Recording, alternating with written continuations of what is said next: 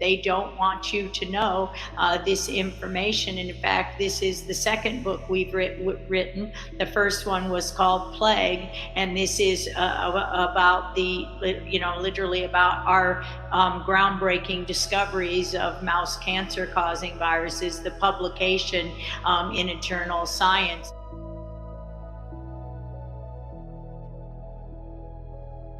And when it became clear that of the number of strains of these mouse cancer causing and neuroimmune disease causing viruses that had entered the human virome by way of a contaminated blood supply and contaminated vaccines with lots of animal tissues and lots of different viruses, they needed to shut this down, because of course this is exactly what happened. What is COVID-19, a coronavirus that entered the human virome in a way that wasn't natural, that is not a natural evolution of a virus that's being sold as anything but. So when the data became clear that this virus it was in the human virome by a contaminated blood supply that could have been contaminated for 30 years, 25 times more people were infected than in HIV/AIDS at the height of HIV in this country in 1991. So as the data emerged that likely these mouse viruses got into humans by way of contaminated vaccines, then of course the hammer began to fall where publications were published, and I was told to deny the data, to misrepresent the data, to throw the data away. And when I refused to do so, I was fired. My lab was locked down on September 29th, and 2 offices and my entire 30-year career and everything, my notebooks, everything was confiscated. Then I'm arrested at the door with no warrant, as I'm surrounded by police cars. My house is, the water has the Harbor Patrol in it. There's no warrant. My husband's pushed into a chair. They search my entire house. They take me away in foot shackles and hand shackles in front of the entire neighborhood, who all said they knew something was going on because of the amount of force that was used. I was held in jail for 5 days in Ventura County without bail, on a bail hold, without the possibility, never saw a judge, never saw a lawyer. And the charges that were reported in the journal Science on November 19, 2011 in Science Insider by John Cohen, Cohen, was that nobody filed the warrant.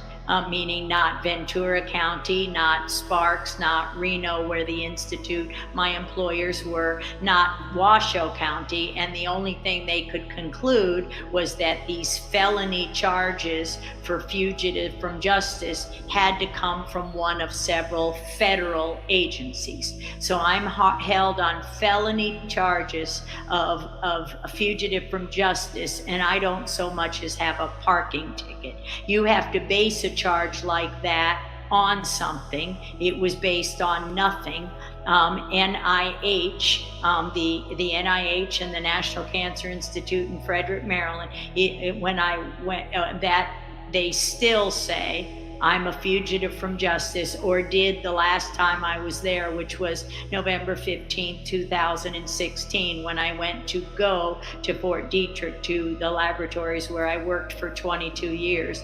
Literally my last job was as the director of the internationally acclaimed lab of antiviral drug mechanisms, where we made drugs for AIDS-associated cancers and did much pioneering research in the 2 years there when I developed that lab. When the study was unblinded, there was a very super secret phone call, a conference call with Tony Fauci, Francis Collins, and Harold Varmus. And during this super secret conference call, we were all told there was no association. And this was after we were told every study center was equally represented. We know that he stopped the study and we would have found more than 80% positive.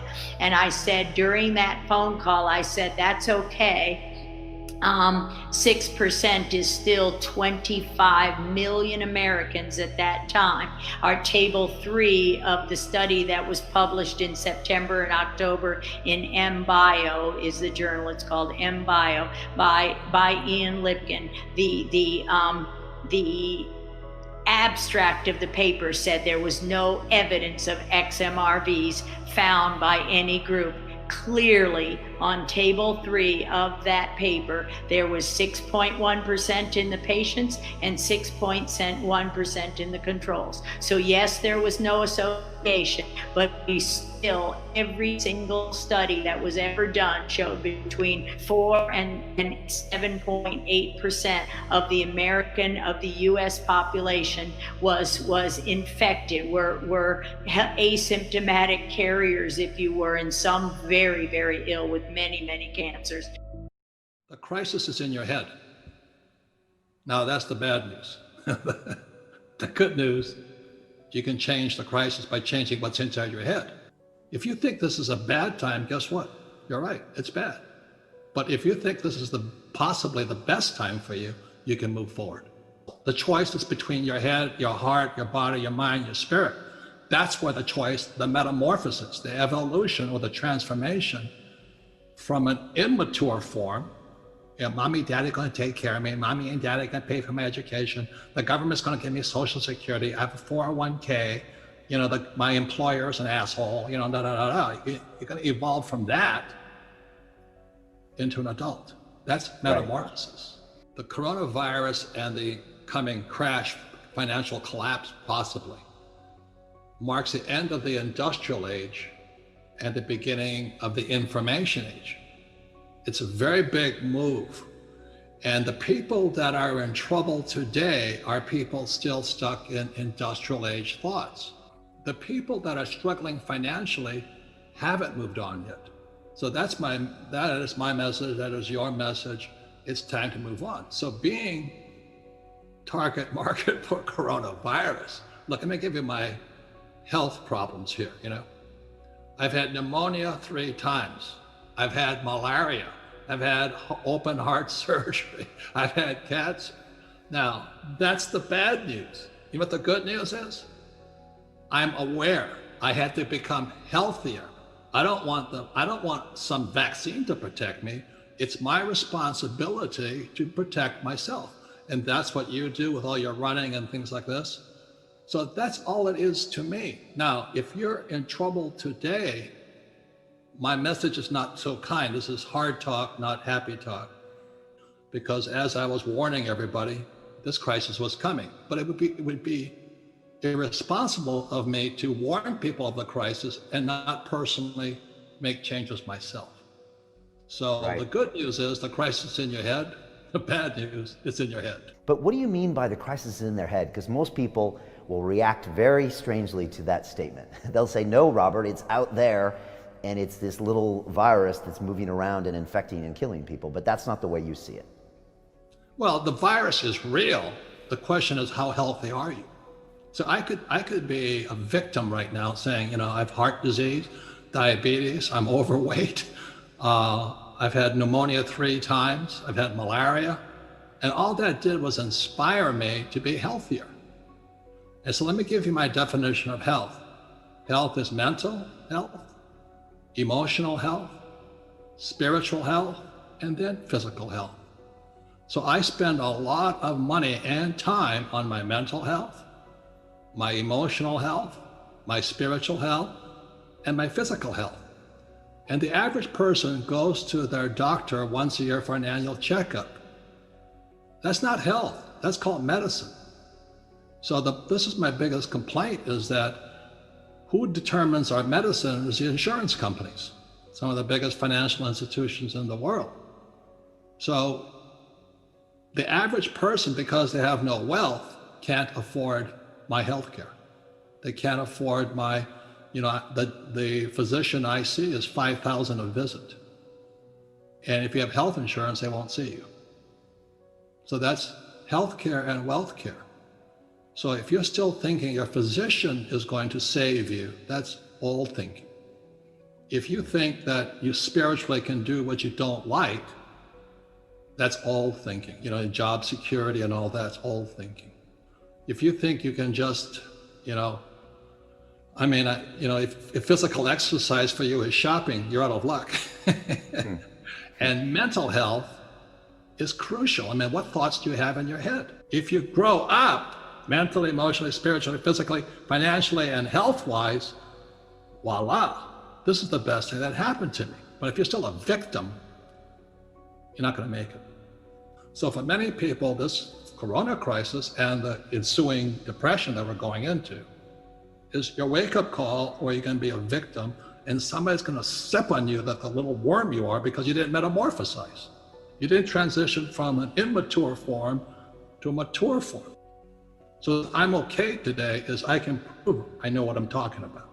Doesn't mean I don't have problems, because every problem makes me stronger. But if you can have that attitude, improve your financial education, you'll do fine. This will be the best thing that ever happened to you. If not, this is the worst thing that happened to you. The metamorphosis begins when you look in the mirror. And it's just like when I was going to blow this little boy's head off in Vietnam. I said, why am I doing this? Why am I going to kill this little 10-year-old boy? And he was a Viet Cong. I mean, I was justified by the rules of engagement to shoot him. But one day I wondered, why am I doing this?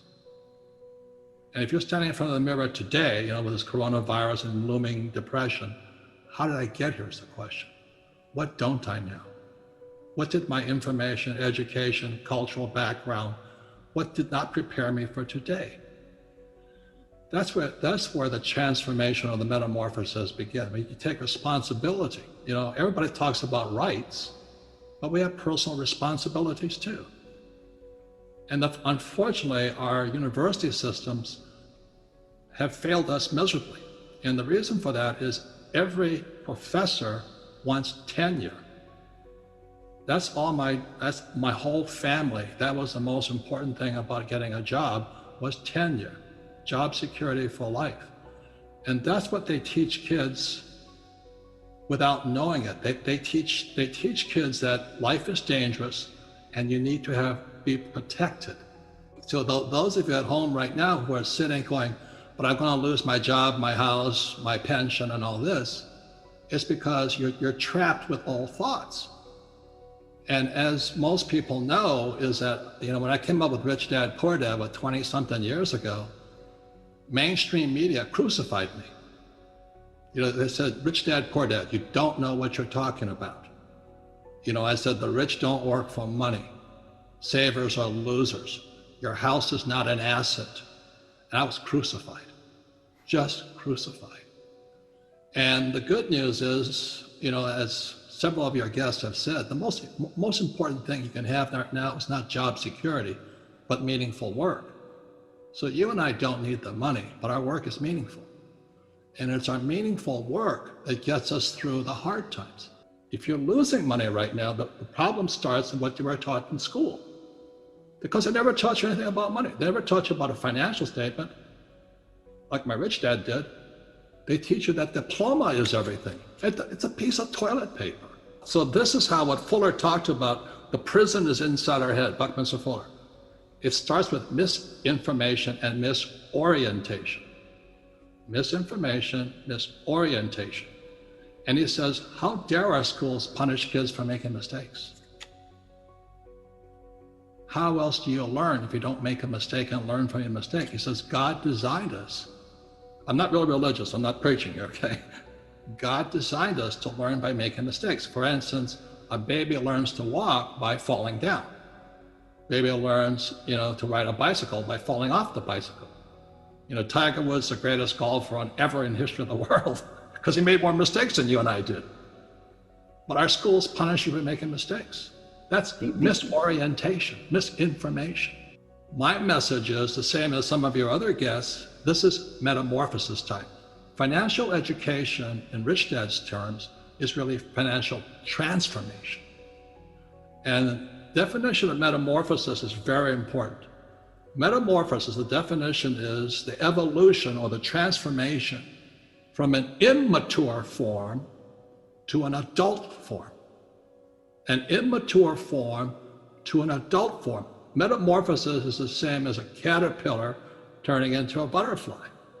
And Fuller always said there's nothing to predict a butterfly inside a caterpillar. So everybody listening right now, if you're struggling financially, just think of yourself as a little caterpillar. And this crisis is your cocoon. The question is, what do you emerge as? Do you emerge as a victim? You know, the world did it to me, and the capitalists are crook, and the rich are bastards, and all this stuff? Or do you say, oh, this is the best thing that ever happened to me? The same as my health. I am ground zero for the coronavirus. All that does is inspire me to get healthier. So the overall theme of Brian Rose and London Real and Robert Kiyosaki and Rich Dad Poor Dad is, you're either going to get healthier and wealthier, or you're going to go bust. Your choice. It sits between your ears, your heart, your body, your mind, your spirit, your attitude. This could be the best thing that ever happened to you, physically, mentally, emotionally, spiritually, if you turn on to a butterfly, or somebody will step on you like a little worm. It's your choice.